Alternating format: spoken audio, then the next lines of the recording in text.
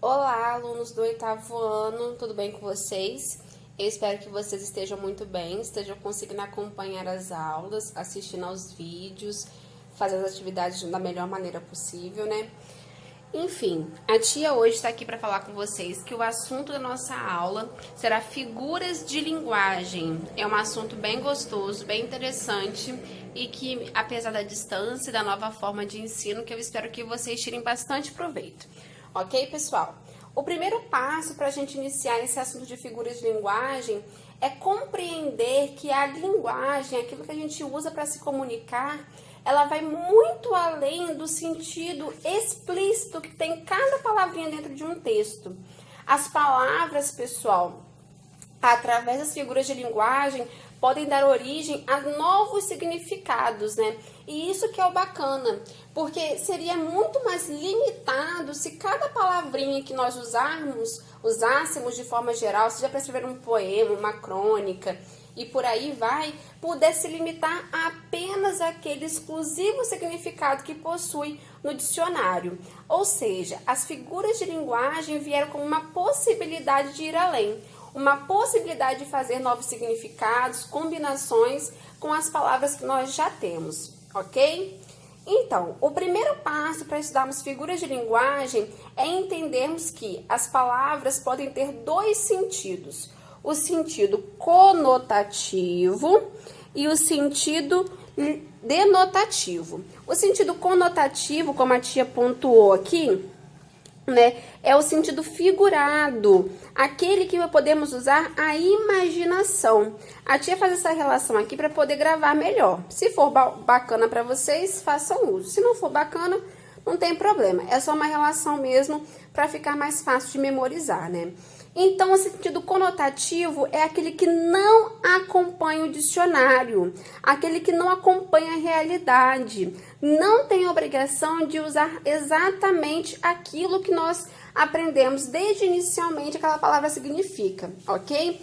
Diferente do sentido literal, denotativo, que a palavra é exatamente aquilo que é.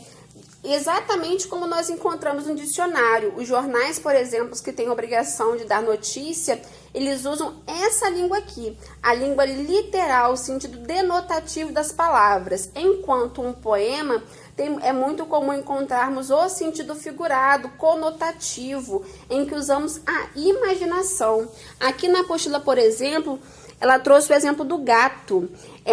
O primeiro exemplo, o gato é um animal mamífero, ou seja, se você for pesquisar no dicionário, né, qual é o significado de gato, o que vai aparecer é isso daí, que o gato é um mamífero. Aí, número 2, aquele rapaz é um gato, ou seja, é muito bonito. Já no dicionário, se for algo mais moderno, vai aparecer isso também. Entretanto, comumente, a palavra gato não era usado com esse sentido. Ou seja, esse primeiro exemplo aqui de gato, né, é o nosso sentido denotativo e o segundo é o nosso sentido conotativo. Combinado? Então, vamos agora para a primeira figura de linguagem que vocês irão estudar, a mais facinha de todas, mamão com açúcar, que é a comparação. A comparação, pessoal, é aquilo que atribui característica de uma coisa a outra. É importante que vocês gravem que a comparação sempre faz uso de um marcador, ok? Então, sempre teremos um conectivo, uma conjunção.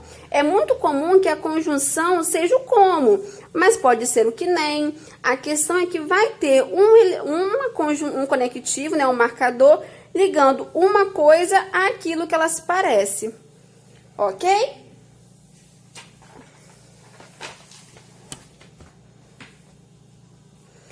Depois, pessoal, nós vamos para a metáfora. A metáfora também é um tipo de comparação. Entretanto, nós costumamos dizer, né, que a comparação é, de fato, uma comparação explícita. Faz uso de um marcador. É bem nítido que é isso que está acontecendo ali. Já na metáfora, é uma comparação implícita. Num primeiro momento, talvez você não perceba que foi uma comparação, não fará uso de marcador, como a tia até sinalizou aqui, ó. mas mesmo assim não deixa de comparar a semelhança de uma coisa com a outra, né? O exemplo que nós temos aqui, ó, o livro era Mamão com Açúcar. A tia já até disse isso pra vocês algumas vezes, sobre algumas questões, alguns conteúdos, né? Que quer dizer o quê? Mamão com açúcar é uma coisa gostosa, uma coisa molinha, facinha de comer, desce rapidinho na boca.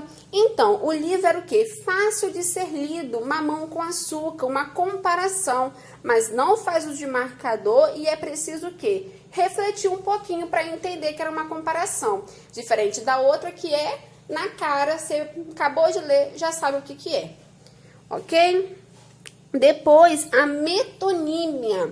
A metonímia, pessoal, a tia sempre gravou, né? Às vezes assim fica mais fácil para vocês, que é uma parte pelo todo. Ou seja, são substituições que nós fazemos, né? Olha só o exemplo que o livro deu pra gente. O autor pela obra. Sempre gostei de ler Machado de Assis. Não é possível ler Machado de Assis, mas Machado de Assis foi uma pessoa, um autor renomado, grandioso, um grande gênio.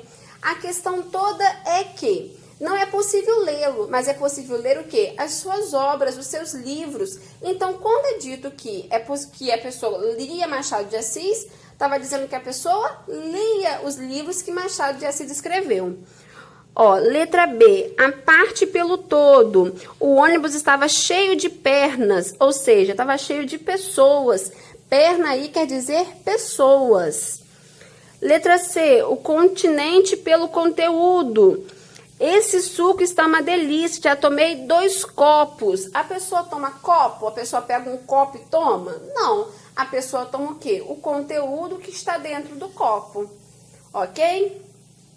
Terminem de ler, por favor, os exemplos aí na casa de vocês e a tia vai passar para o próximo, que é a prosopopeia ou personificação.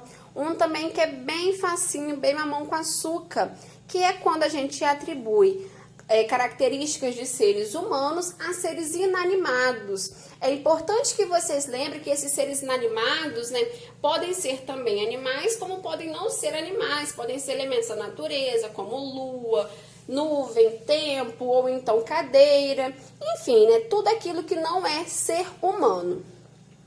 Olha o exemplo que está aqui. A lua estava calma aquela noite.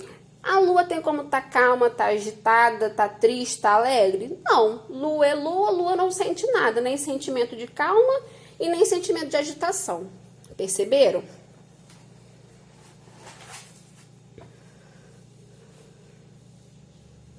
Antítese, pessoal. A antítese é a aproximação de termos com sentidos opostos. Ou seja, assim que vocês virem oposição, pensem em antítese, ok? Olha o exemplo que o livro trouxe pra gente. Dia e noite se completam no nosso amor e ódio eterno. Dia e noite são opostos, amor e ódio são opostos também.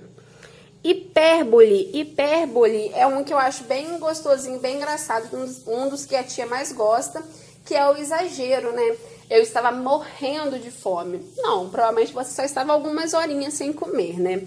Ou então, eu estava desmaiando pelas tamancas. Não, você não chegou a desmaiar, você pode ter passado mal, mas não chegou a esse ponto, né?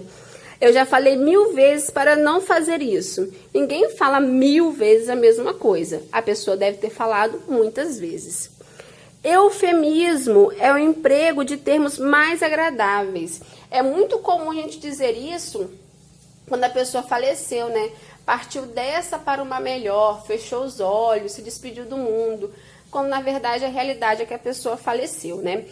Ou seja, uma forma de amenizar a situação. Aí a tia trouxe aqui um exemplo de eufemismo, a gente fala que a quarentena está tranquila, né? Quem é que tá tranquilo na quarentena? Ninguém. Todo mundo tá doido que esse período passe logo para voltar ao normal. E depois é um que é muito usado, que é a ironia, que consiste em dizer exatamente o contrário daquilo que é dito. Olha só, o homem correu tão rápido quanto uma tartaruga. A tartaruga anda rápido? Não. O homem andou rápido? Certamente não. Então o homem não correu porque uma tartaruga não corre, né? Só anda bem devagarinho. Ela quis dizer que o homem foi muito lento. Então, pessoal, Esse foi o nosso conteúdo de figuras de linguagem. Eu espero que vocês não tenham dificuldade, mas caso tenham, a tia está aqui para ajudá-los a resolver, ok? Um beijo, fiquem com Deus.